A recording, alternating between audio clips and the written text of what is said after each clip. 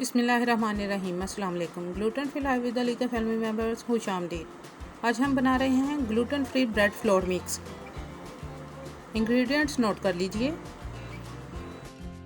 چاول کا آٹا 2 کپ، ساکودانہ آٹا آدھا کپ، پوٹیٹو سٹارچ آدھا کپ، کارن سٹارچ 1/3 کپ،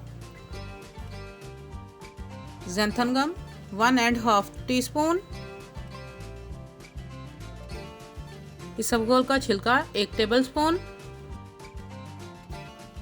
ان تمام اجزاء کو اچھی طرح سے مکس کر کے ایئر ٹائٹ کنٹینر میں سیو کر لیجئے۔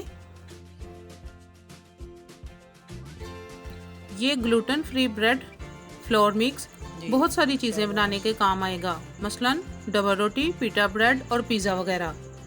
Please subscribe the channel and share the video.